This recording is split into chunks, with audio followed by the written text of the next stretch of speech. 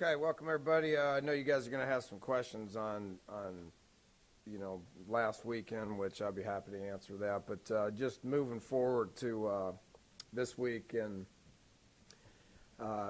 just as far as what's ahead of us, the one thing that I mentioned this past week, and I mentioned it in the press conference, but what an opening Saturday, just across the country, just wonderful game after wonderful game. And we had a pretty good one in Morgantown with a good quality opponent, a great atmosphere.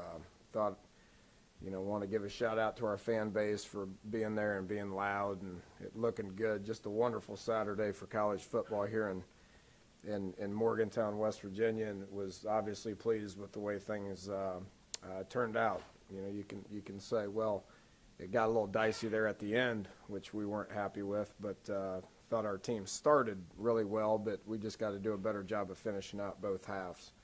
So got a lot to work on. Excited about this weekend's game. Should be about the same situation here. Hope everybody had a great time last week and is excited and anxious to be able to show up and cheer on the Mountaineers to try to get to 2-0. Youngstown State's a good football team now. I mean, everybody understands just being this part of a country, this part of the country, what Youngstown's done. It's a winning tradition. They've won 4 national championships. They've had lots and lots of good players and lots of wins. Their players walk by national championship trophies and conference championship trophies every single day. They got really good players. They're extremely sound. Bo Pelini's widely regarded as one of the best defensive coaches in the country. He had a unbelievable winning percentage as a head coach at Nebraska. I got all the respect in the world for him, looking at what his resume is, competing against him in the past. I know those guys are going to be well coached. If you look back at the last 4 FCS teams or FBS teams that they've played back in 2012, they beat Pitt. 2013 they played Michigan State really well. 2014 they came real close to beating Illinois, and then last year they should have beat Pitt again. I mean, if that doesn't grab your attention right there, then I don't know what will.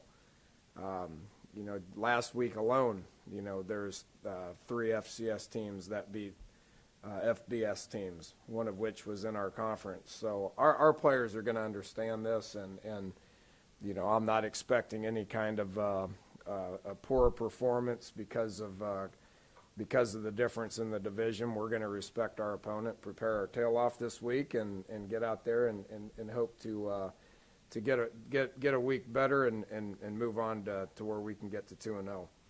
Offensively, it's going to be night and day from what y'all saw last week. I mean, where Missouri was spread it and do it really, really, really fast. That's not what Youngstown does. They're going to be in a lot of tight ends and fullbacks and huddle a lot and slow the thing down. They got good players. They're big up front. They're experienced up front. They got a dynamic running back. This Webb kid, number 20, is fast and has made a ton of plays. I know he got hurt last week, but we're anticipating that he's going to be a go. Their quarterback is a different guy than they played last year. This Davis kid, number 12, is really a good player. I mean, he's been in the program for a couple years now and is a big kid that does a lot of good things. So we got our work cut out for us. It's a different type of offense than what what our defense has seen over the last 6 weeks now. So I know they're going to be up for the test to get out there and play defensively, which is what Coach Pelini's his expertise is, if you will. I tell you, just as sound as it gets. They got 7-8 returning starters. They got good players across the board. They got 2-3 safeties that have been there for several years. A couple of them are big-time transfer guys that have, looked the part, play the part, always in position, make a ton of plays. Got 2 defensive ends that look great. One's an All-American. This number 11, this Rivers kid, is a nuisance. That dude is always in the backfield. Reminds me of what we had to face last week. So they got a guy that can get there. Got a Nebraska transfer that looks great. The Moss kid looks the part and gets back in the backfield as well. So they're very sound. You know, they don't give up a ton of big plays.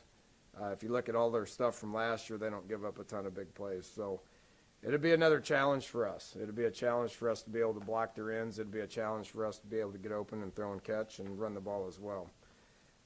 Special teams wise, you know, it's you know, Coach, one of the Stoops brothers is their special teams coordinator. I mean, if you look at the Youngstown tradition, it seems like it's Stoops and Pelini's are the ones that are all around there. But they're sound in what they do, and you know, the one thing that I look forward to from a special teams perspective is not really how the specialists perform.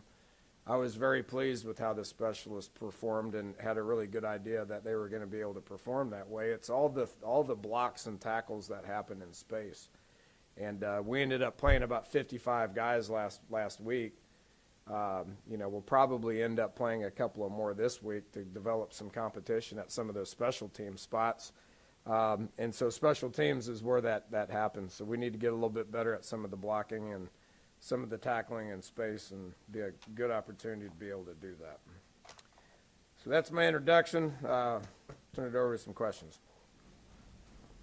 Danny, you talked about the specialists, but even though you were confident, they hadn't played most of them in that type of environment. Billy Kenny, address how they performed when the lights were on. Yeah, I mean, I don't have any negatives whatsoever. I mean, there is a couple of communication issues that we got to get sorted out, you know, just because of Coach Scott and the other guys, some of the communication needs to exist. The only negative I saw with any of those guys was the first one should have been a pooch, where Billy knocked it into the end zone. That should have been more of a pooch kick. Other than that, which he knocked the heck out of it, right? So we're all happy about that. But other than that, thought he punted well. I thought our protection was good. Mike Molina on kickoffs was a little inconsistent, but he knocked the majority of them into the end zone. When he didn't knock them into the end zone, he only kicked it to about the 10. That's quite a bit of a difference. So we got to get a little bit more consistent with him. Field goals wise, 4 for 4. We didn't put him in any long field goal situations, which I thought was good, but him knocking it through was good. So just, couldn't have been happier with the way all those guys performed. Our kickoff return guys were good. Shelton popped two and was close to getting them both out, and then Gary did a good job with fielding the punts. We got to block a little bit better and give him a little bit of help. Right now he's got no help. So overall, I was pretty happy with it. Missouri laid back a little bit and kind of let their front four break the pressure. Do you expect a lot more looks from Youngstown State in terms of what they bring in blitz? No. I mean, they don't blitz a whole lot. They tried to, and Missouri could do it because those guys up front were so damn good. I mean, those D tackles, 4 D tackles they rotated in there were all anywhere from 305 to 365. So those guys were a bit of a load, and a 91 was disruptive. In Youngstown, I feel like, their two ends are pretty active. So, if they're going to empty the box and keep their safeties deep, which is what they did against Duquesne, then we're going to run the ball about 99% of the time. So if they start getting those guys involved, they will bring a blitz off this edge or a blitz off this edge, or they'll bring safeties down this way. So we got to identify what they're doing, and we got to be able to attack it the appropriate way. Dana, have you always felt that your guys were as focused as they needed to be for the FCS teams? The only close game was William and Mary, but that was also the one team that wasn't as competitive as the others anyway. So, do you feel like... I disagree with that. Those guys were pretty good. They won like 9 games the previous year. They're extremely well coached. But I feel like we've handled it pretty good. If you just look back at, for the exception of getting booed my second game here against Norfolk State at halftime, deservingly so, I think we were down 10-7. Came out in the second half and took care of business. Other than that, we've been motivated to play. We played a good JMU team over there that was really well coached and played well, and we did okay. And you mentioned William and Mary, and Liberty last year was a pretty good football team. That quarterback was the real deal. and they moved the ball a good bit. I mean, they're scholarship players that their depth is what usually gets them more than anything. And it's not the frontline guys. It's not the starters. Their starters aren't going to be a whole lot different than our starters at a lot of the spots.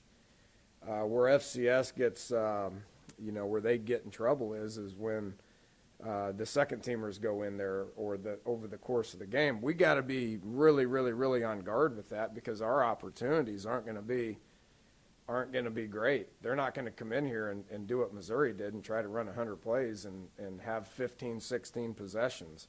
It's what William and Mary did. It's what JMU did. It's what Liberty did. They're going to limit how many snaps we can get by what they do offensively. They're only defending about 55 snaps a game at Youngstown. So we better take advantage of our opportunities, So that's why that JMU score was relatively close, and that's why that William and Mary score was relatively close as well. With Adam Pankey coming back off the suspension, you guys haven't planned yet exactly what you're going to do with him and Teo and inside the line? Tony played great. His start at left guard. Bosch played great. His start at right guard. Colton, I thought, came in and competed his tail off. So we'll rotate those guys. It's good to have Pank back. I mean, he's pretty motivated and ready to play right now. So he'll do what he's done in the past. I mean, he's a guard. He could flip out to left tackle if we need him to. So it gives us more depth to be able to do that. Don't know what I'm going to do exactly. I mean, I would anticipate all of them playing about the same amount. With the injuries you've had since the summer, is depth now an issue? No, we're still good with it right now. I mean, it's the mentality's got to be. We've had some unfortunate injuries, which if you just sit there and focus on it and worry about it, then those injuries are probably going to continue to happen. You can't do that. You got to get out there and you got to play ball. Everybody's dealing with it. You watched that game last night. There was a couple of kids that got carted off the field in the first quarter. It's just part of it that you got to deal with. And there's a couple of suspensions that happened as well. And what I like about this team is the next guy up mentality has been great. We lost a couple of guys to some suspensions, and Matteo stepped in and played his tail off, and Mike Molina went in and had an outstanding game, and Jeremy Tyler went in for Drayvon and played his best game he's had since he's been here. Justin Arndt went in which probably would have started anyway. Without Xavier out there, he goes out there and was the defensive player of the game. So I couldn't be happier with the way those guys have approached that. And we've done a good job of building our roster to the point to where we have a lot of capable bodies to be able to go out and play at a high level. That's how you win. That needs to continue.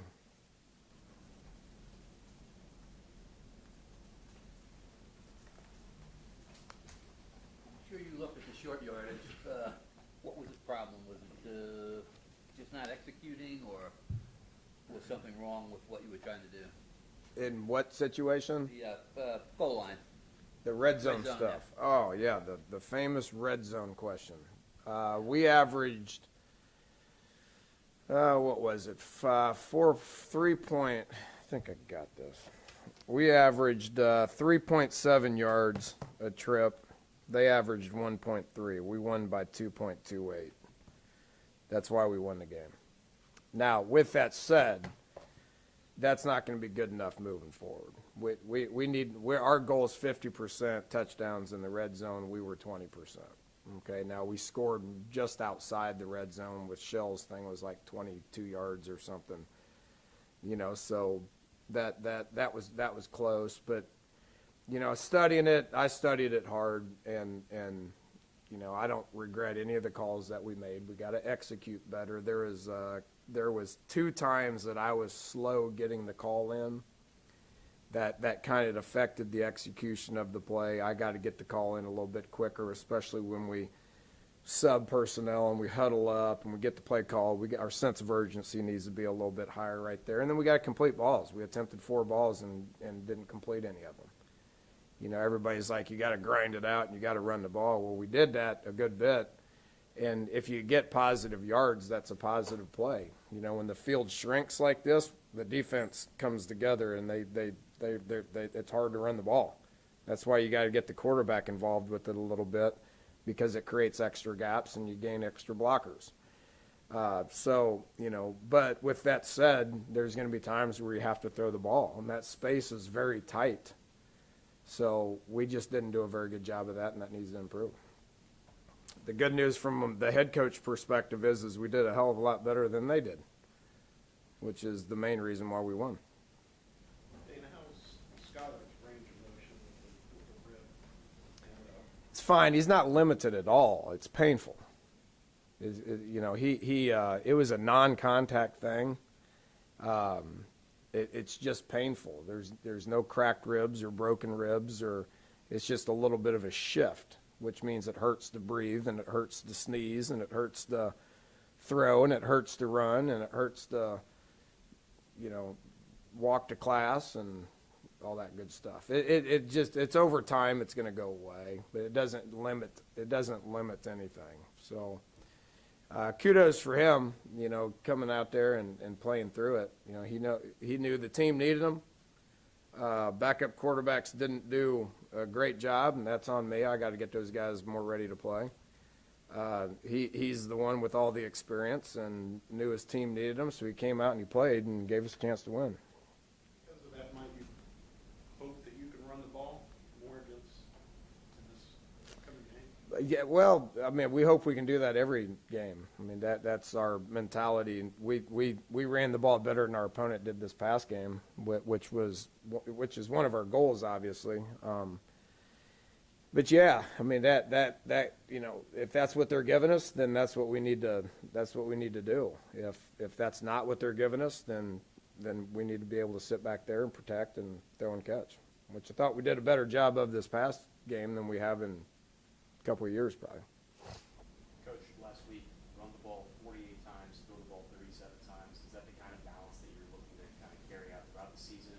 Or? Again, depending on what the defense does. You know, I mean, if you look at, you know, Arizona State, we threw the ball more than we ran the ball because of how crowded and how much they blitzed. So it's all defense. It's all defensive. You know, we want to dictate tempo and all that stuff, but there's going to be times where defense is going to make the decision on what you're going to do offensively. You know, so being able to do both is important. That's what I mean about balance, is not exactly what calls are being made or what the play distribution is or what the yardage distribution is. It's defensive oriented. What they dictate you doing is what you got to be able to do to be successful. So if that means throw it 90% of the time, then we need to be able to do that.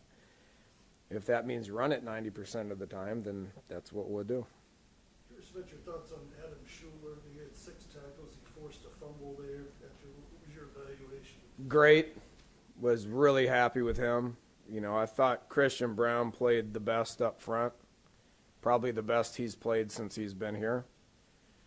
One guy that we had our eye on that we didn't quite know what was going to happen, I mean, was Schuler, you know, defensively. I mean, there was 30 guys that dressed out for the first time. And so we were anxious to see how all those kids' demeanors was, and some of them was better than the other. Schuler's was great. You know, he got out there and played fast and played physical and played with energy, and, you know, it looked good. So play more. Do it again. Excited to watch him. David Long was another guy defensively that was a new guy that got out there and played with a lot of energy and was all over the field, you know, going to continue to get better and better. Yeah, given that the number of guys that did well, it sounds like in their first game, that first game was gone. Right or wrong, there's that FCS bias. It's just hard to shake too. How do you make sure that, for lack of a better phrase, game 2 is like game 1 for them, and they still have that side of the vendor? Better figure out a way to do that every week. I don't care who you play. I mean, that, like I said, we'll keep talking about all these FCS upsets. We'll address that every week, you know, as far as who we play. It doesn't matter who you play. You better respect your opponent, prepare the right way, and get out there and play your tail off. you know, and some guys are probably going to have better games than others. You know, you got to identify who those guys are and get them out there and play with them. So I think our guys are going to be. I think we had fun. I think you saw us flying around, playing with energy and playing with effort. I think our guys had fun being out there. I know our guys were ready to play, and I know they were happy with the win. So let's go do it again. Who cares who we play? Coach Barry, you're talking about bringing that physical element at wide receiver. Did you like what you saw there with blocking? It was hit and miss. You know, I thought Cron did a great job blocking. Thought DeKeel did a great job blocking. Other guys probably need to do a little bit better. You mentioned, I think last week about hitting the routine passes. Were you happy with that last week? Very, very much so. You know, all those. Anytime DeKeel has that kind of a game, the intermediate stuff is good. So you know, they were playing their safeties back. We took a couple of shots just because we got impatient. You know, a couple of them resulted in a couple of pass interferences, which was beneficial for us. 2 of them were interceptions. You know, so there was some good and some bad. You know, we don't need to force that when that's not there. Just keep attacking the intermediate stuff. I mean, they you know, we had some screens that we were able to, you know, get some completions and put it in play. We had some hitch routes and some stick routes that were good, but more importantly, it was that 12 to 15 yard area, you know, that DeKeel did a great job of. And we need to get the outside guys a little bit more involved in that area as well. Dana, your backup quarterbacks obviously made mistakes. If you need them, do you still have confidence that they can make plays? Yeah, oh yeah. I mean, it's just, you know, they you know, it's the first time Chugs has been out there. You know, that was a deal for him. And, you know, William has got experience. I mean, he can't make that kind of mistake at that time of a game. So, you know, I think what they learned is they got to both be ready. You know, it hadn't happened very much where we've had to just like shove them out there in that type of a game. You know, most of Williams' stuff was all cleanup stuff, you know, and then Chugs has never had to go out there. So I think what they learned is, you know, it really is true. You're a play away. So they need to be more ready. They need to be on the sidelines, engaged, ready to go with their helmet on. And if I say get in, they need to get in there and know exactly what I want. So I think they learned, and I think they'll get better because of that. What about Jovan's first game inside? It was okay. You know, he had a chance to get about 3 passes that Skylar just missed. You know, so, you know, he's the type of guy where if we get him one of those balls, then he's probably going to and then go, and that's going to give him some confidence. And, you know, we need to keep focusing on that and make it a little bit of a priority to get him the ball. And, you know, he probably needs to go in for DeKeel a little bit more. DeKeel, I think, played about 70 snaps, and Javon played about 30. You know, it's roughly that. So we need to kind of even that out just a little bit, which will give him more opportunities to make plays. I got a ton of confidence in Javon. You know, those other guys made some plays, but he's going to, I can assure you. Dana, with Skylar not limited, but Swords going to be there, the backups are still kind of green. Does that change any of the run stuff you do with Skylar, or backing off of that, does that just change your offense? I think it depends on how he's feeling. You know, I didn't run him up in between the tackles in the second half like I did in the first half. So that it limits us a little bit, but I think that's, you know, you only do that when you really have to with quarterbacks. You know, I mean, I like to do that with them early to get them going. That second play of the game looked great. I don't know if anybody noticed Justin Crawford's effort and the block that he threw, but that's the type of player that Justin is. But, you know, doing that with Skylar gets him going, you know, and he's been very successful and effective in the run game. We're going to make sure that continues to happen, but we're always going to try to protect that position as well. It's the balance that you got to kind of figure out. You played 4 true freshmen. You said possibly more last week. Are you intent on playing others, or it's now a if necessary situation? I'll be honest, I don't know how many we played. Played 4. That number will go up. That number will go up. You know, you got a couple of receivers that will continue to get better and get ready. You got couple of linebacker safeties guys that will continue to get ready and get better. So if that number was 9, and I had it written down last week, I lost that number, and we played 4, I would anticipate that number to go up this week. You list Josh Sills as one of your backups now. He's going to be up with us playing some ball now. I mean, he was our 5th tackle and a scout team guy last week. He's our 4th tackle, and we'll see what happens. Okay, thanks, Coach. All righty, appreciate it.